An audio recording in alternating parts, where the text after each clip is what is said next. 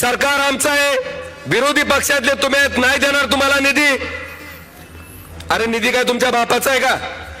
लोकसंख्येच्या प्रमाणात डॉक्टर बाबासाहेब आंबेडकरांनी जे संविधान लिहिलंय त्या संविधानामध्ये इतकी शक्ती आहे की उद्या नगरपालिकेत आता त्यांचं प्रशासक राज्य होतं, त्यांचे अधिकारी त्यांची गुलामी करणारे लाचारी करणारे अधिकारी त्या ठिकाणी प्रशासक म्हणून बसले होते म्हणून तुमचं चाललं। पण उद्या जनतेतनं निवडून आलेला नगराध्यक्ष जनतेतनं निवडून आलेले नगरसेवक जेव्हा तिथं बसतील तेव्हा कुणाचीही मुजोरी चालणार नाही। आणि बार्शी शहराच्या लोकसंख्येच्या प्रमाणात निधी हा सरकारला त्या ठिकाणी द्यावाच लागेल, कुणाचा बाप त्या ठिकाणी अडवू शकणार नाही।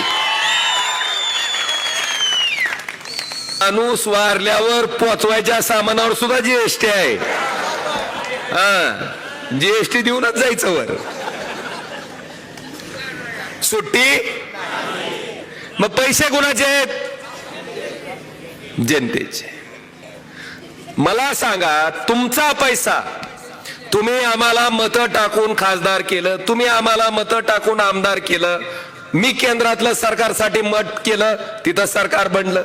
हितल्या आमदारांनी राज्यातल्या सरकारसाठी बहुमताच्या आधारे मत केलं, राज्यातलं सरकार बनलं। आणि हे सरकार तुमच्याकडनं गोळा केलेला पैसा तुमच्यासाठी खर्च करतंय, मग आम्ही फुकटचं भूषण हाणायचं काही कारण आहे का? अरे कर्तव्य आहे माझं ते।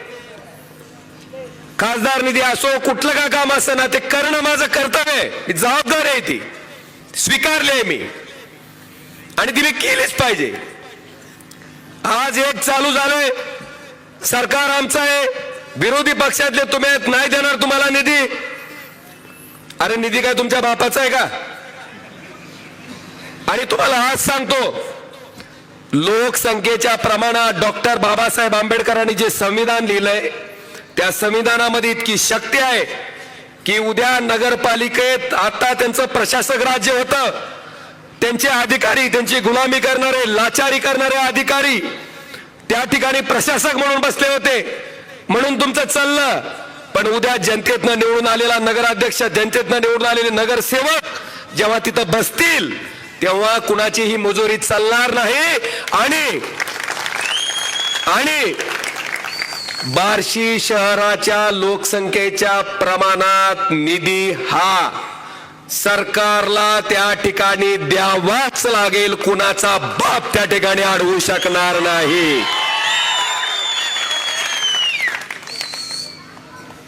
बांधवानो, मी खासदार झालो, मला विचारलं, म्हणलं मला मत टाकणारच आहे मी खासदार आहे, न टाकणारच आहे मी खासदार आहे, आणि जितकं काम मी मत टाकणाऱ्यासाठी करेन तितकंच प्रामाणिक काम मत न टाकणाऱ्यासाठी सुद्धा करेन। का तर मी त्या ठिकाणी ईश्वराला साक्ष ठेवून लोकसभेत शपथ घेतली, कोणाशीही ममत्व भाव आकसभाव न ठेवता सगळे समान आहे असं समजून काय करीन, काम करीन। आणि ते काम करत आलोय। आज आपल्या सगळ्याच्या माध्यमातून मला आवर्जून सांगायचंय की बांधवानो, आपल्याला माहित असेल टेंभुर्णी पासून बार्शी आणि बार्शी पासून धाराशिवला जाताना कसं वाटत होतं जुन्या रस्त्यानं।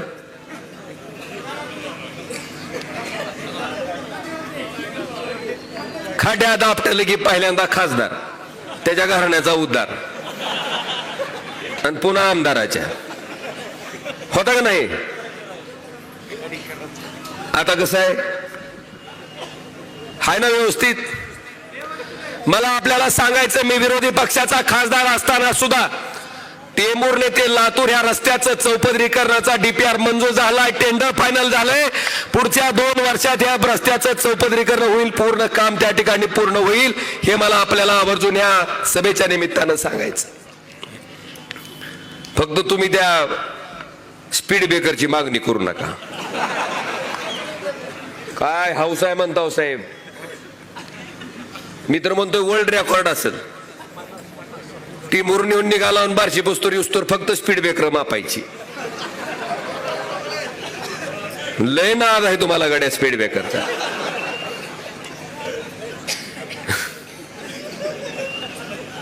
थोडं समजून घ्या. आता चौपदरीकरण झाल्यावर तरी त्यावेळेस देता येत नाही बरं का, जपून. बांधवानो, मला आपल्या सगळ्याला सांगायचंय, सुरत चेन्नईचं सुद्धा आता जो की सागरमाला प्रोजेक्ट मधनं बाहेर पडला होता, त्याचं सुद्धा आता मान्यता केंद्राच्या मंत्रिमंडळानं दिली आहे. आणि त्या ठिकाणी सगळ्यात महत्वाचं, खांडवीला त्या ठिकाणी एंट्री आहे आपल्याला. खांडवीपासून आपल्याला एक एंट्री पॉइंट त्या सुरत चेन्नईच्या ग्रीन हायवे साठी मिळणार आहे. ते सुद्धा काम लवकरात लवकर पूर्ण होईल.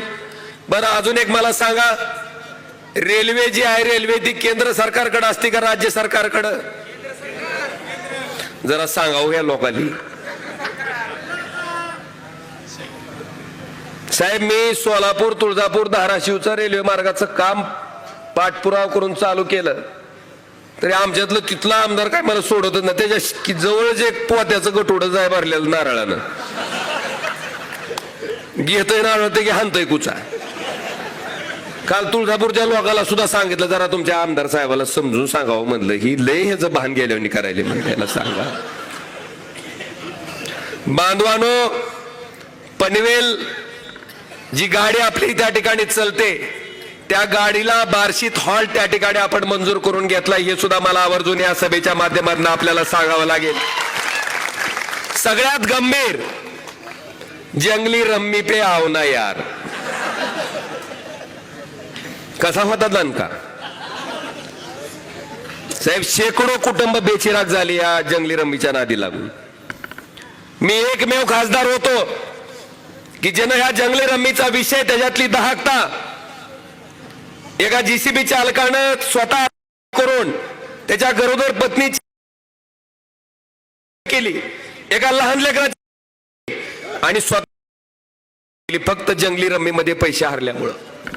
ही वस्तुस्थिती मी अश्विनी वैष्णव जी मंत्री आहेत केंद्राचे, त्यांना लक्षात आणून दिली. लोकसभेत हा विषय मी मांडला, आणि मी विरोधी पक्षाचा खासदार असताना सुद्धा केंद्र सरकारनं ऑनलाईन गेमिंग ऍपवर बंदी आणली.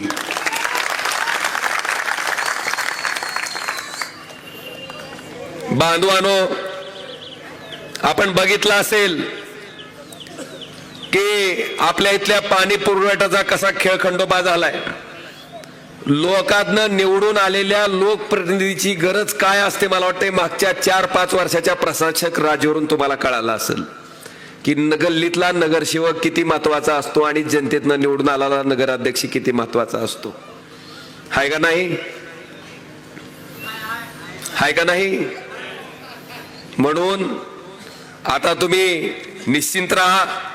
मी एवढंच सांगतो की आदरणीय सोपल साहेबांच्या नेतृत्वाखाली कुठल्याही चुकीच्या पद्धतीचं काम त्या नगरपालिकेच्या माध्यमातून होणार नाही. तुमच्यासाठी आवश्यक असणारं, समाजासाठी हिताचं असणारं, समाजाच्या उपयोगाला पडणारं अशाच पद्धतीचं काम आदरणीय सोपल साहेबांच्या नेतृत्वाखाली त्या नगरपालिकेमध्ये त्या ठिकाणी आपल्याला बघायला मिळेल.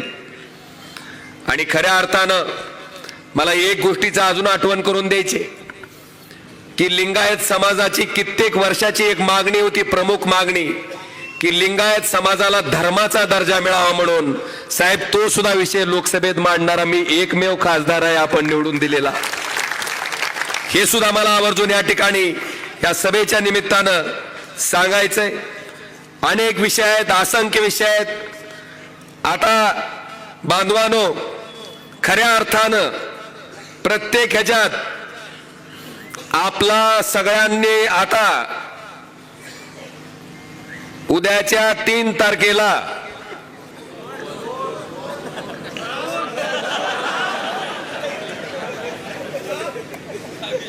ती हाट म्हणून मी स्पिन बॉल टाकीत असतो. फुकट भाकर जिरवी.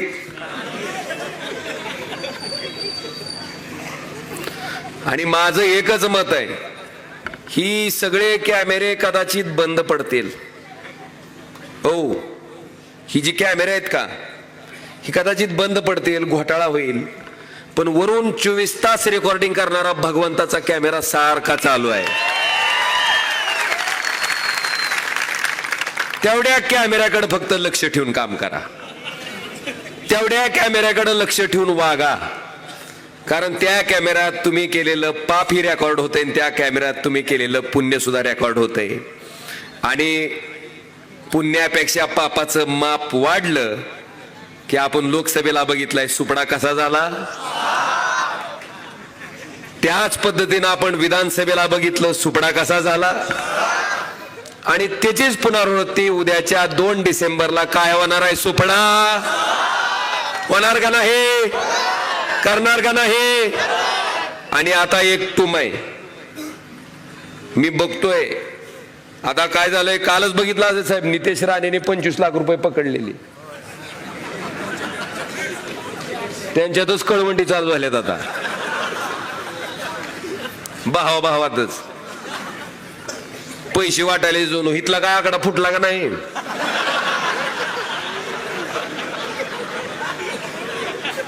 तुम्ही लावून लोकसभेला नादच पुरा केलाय.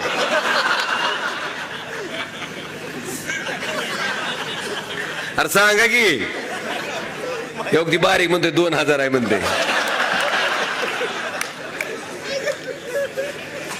असं करते.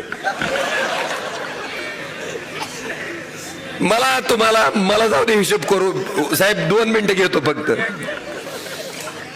9:40 झाली, 1 मिनिट फक्त आगाव घेतो साहेब. 2000 रुपये फुटलाय आकडा. किती वर्षासाठी,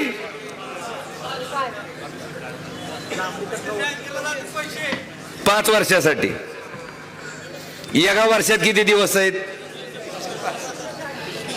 5 वर्षाचे. गेलं गणित बोंबललं सगळं. हा बस नशीब. अरे मी आता मी हातानच करायला करून, तुम्ही चुकीचं सांगायला मला बऱ्याचदा. 365 गुणुले 5, 1825. 1825 दिवसासाठी किती हजार आहेत, 2000. तर एका दिवसाला किती, काय काय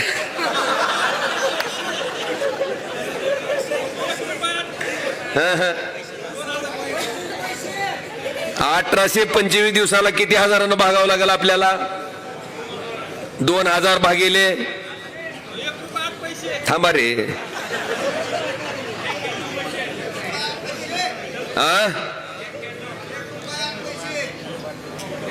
1 रुपया दिवसाला. काय येत आहे माय सांग तरी. दिवसाला 1 रुपया 8 पैशासाठी मत ऐकायचं का. मी तर असं म्हणेन, पैशाचा नाद करून कोण आपलं मत विकत घेऊ पाहत असेल तर त्याचा मात जिरवायची सगळ्यात मोठं माध्यम कुठलं, प्रचंड पैसे घ्यायचे, असा पाडायचा की पैसे वाटायचे तलप पिटले पाहिजे. ठरलं का मग. उद्याच्या 2 तारखेला चिन्ह काय आपलं,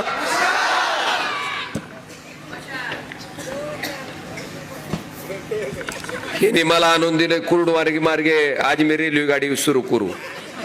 मी तसला समुद्र आणून देतो म्हणणारा पुढारी नाही. आपल्या जन जी होतंय ती करायचं, जी केलं तीच सांगायचं. नाहीतर पुन्हा म्हणजाल ही बी तसल्याच लाईनीतलं आलं काय की. छे हे जर सगळं बघन मी. मी पूर्ण माहिती घेतो आणि जर चालू करता येणं शक्य असेल, हो का, मतदान आहे म्हणून उगाच काय बी मागायचं सांगायचं नाही. ही शक्य झालं तर 100% प्रामाणिकपणे प्रयत्न करून चालू करेन, पण आधी मला बघू दे.